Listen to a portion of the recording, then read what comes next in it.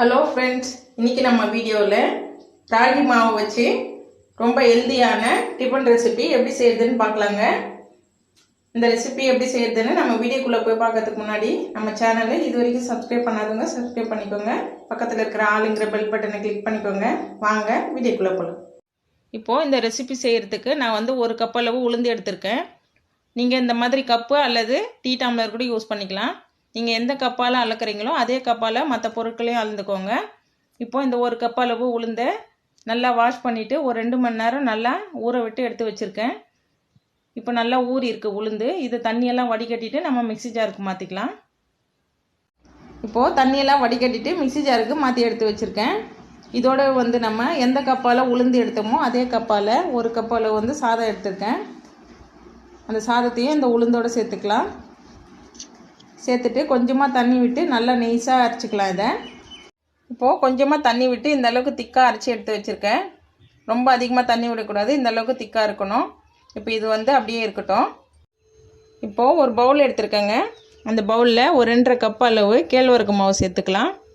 நான் வந்து முதல்லையே ஒரு கப் அளவு உளுந்து ஒரு கப் அளவு சாதம் எடுத்திருக்கேன். அதே கப்பால் இப்போது 2.5 கப் அளவு கேழ்வரகு மாவு எடுத்திருக்கேன். இதை வந்து நம்ம கொஞ்சம் கொஞ்சமாக தண்ணி விட்டு ஒரு தோசை மாவு பதத்துக்கு கரைச்சி எடுத்துக்கலாம். இப்போது தோசை மாவு பதத்துக்கு கரைச்சி வச்சுருக்கேங்க. இதோட வந்து நம்ம அரைச்சி வச்சுருக்கிற உளுத்த மாவையும் சேர்த்துக்கலாம். இப்போது உளுந்து அதோடு சேர்த்துட்டு இந்த மாவுக்கு தேவையான அளவு வந்து சால்ட் சேர்த்துக்கலாம். சேர்த்துட்டு இதை வந்து நல்லா கலந்து விட்டுறலாம். இதை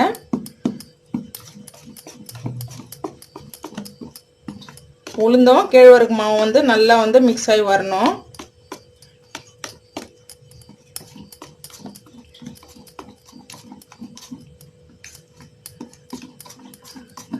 அவ்வளோதாங்க, ரெடி ஆயிடுச்சு இப்போ மாவு.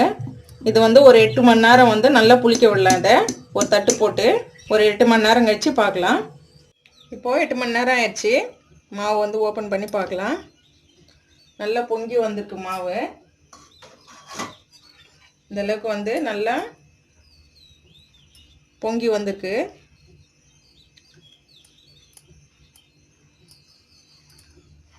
இப்போ இதை வந்து நல்லா கரைச்சி விட்டுக்கலாம்.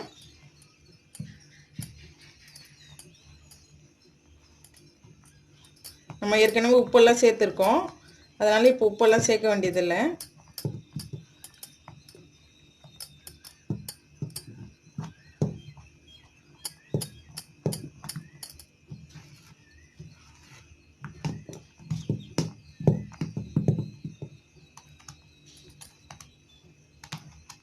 இப்போ மாவு வந்து தயாராகிடுச்சு.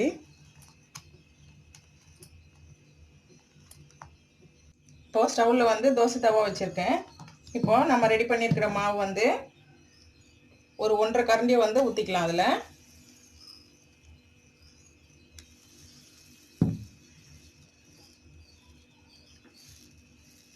ரொம்ப அதிகமாக வந்து தேய்க்க வேணாம், இந்த அளவுக்கு இருந்தால் போதும்.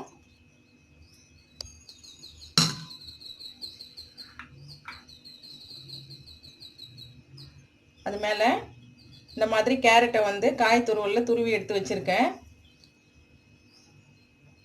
மேலே வந்து தூவி விட்டுக்கலாம்.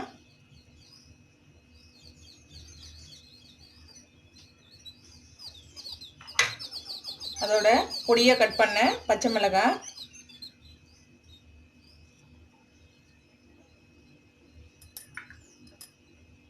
பொடியாக கட் பண்ண வெங்காயம், உங்களுக்கு எந்த அளவுக்கு வேணுமோ அந்த அளவுக்கு வந்து மேலே தூவி விட்டுக்கோங்க.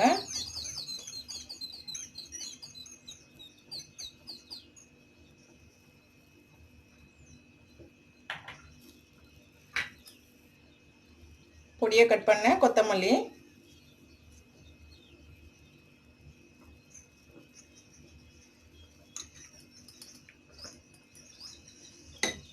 இப்போ சுற்றி வந்து கொஞ்சமாக வந்து நெய் விட்டுக்கலாம். நெய் அப்படி இல்லைன்னா எண்ணெய் கூட நீங்கள் விட்டுக்கலாம், அது உங்களுடைய விருப்பம்தான். இப்போது ஸ்டவ் வந்து சிம்மில் வச்சுட்டு நம்ம ஒரு மூடி போட்டு வேக விடலாத. இப்போது மூடி ஓப்பன் பண்ணி பார்க்கலாம். நல்லா சூப்பராக வந்து ரெடி ஆயிடுச்சு.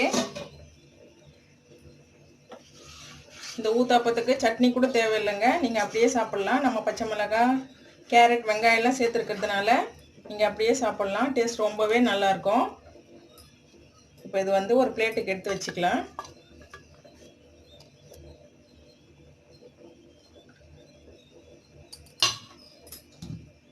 நீங்கள் இந்த மாவை யூஸ் பண்ணி தோசையை கூட ஊற்றி எடுத்துக்கலாம்.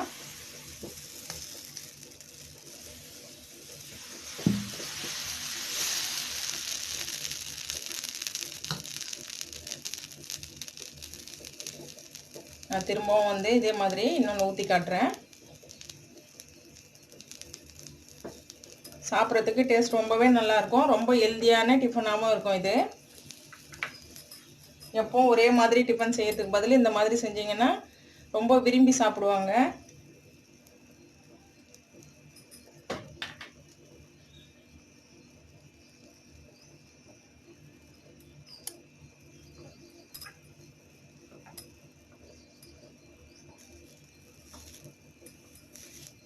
இப்போ இது வந்து நல்லா வெந்து வரட்டும். அவ்வளோதாங்க, தோசை வந்து ரெடி ஆயிடுச்சு. நல்லா கிறிஸ்பியாக மொறு மொறுன்னு இருக்கும் இது. இப்போது அவ்வளோதாங்க, ரொம்ப ஹெல்தியான ராகி தோசையும் ராகி ஊத்தாப்பமும் ரெடி ஆயிடுச்சுங்க. இதோட வந்து நான் கார சட்னி சர்வ் பண்ணியிருக்கேன். உங்களுக்கு வேணும்னா நீங்கள் தேங்காய் சட்னி, வேர்க்கடலை சட்னி கூட வச்சுக்கலாம். டேஸ்ட் ரொம்பவே நல்லாயிருக்கும். இது வந்து உங்களுக்கு பிடிச்சிருந்தா நான் சொன்ன அளவுகளோட உங்கள் வீட்டில் ட்ரை பண்ணி பாருங்கள். ட்ரை பண்ணி பார்த்துட்டு எப்படி இருக்குன்னு உங்களுடைய கருத்துக்களை கமெண்ட் பாக்ஸில் சொல்லுங்கள். இந்த வீடியோ பிடிச்சிருந்தா லைக் பண்ணுங்கள், ஷேர் பண்ணுங்கள். தேங்க்யூ.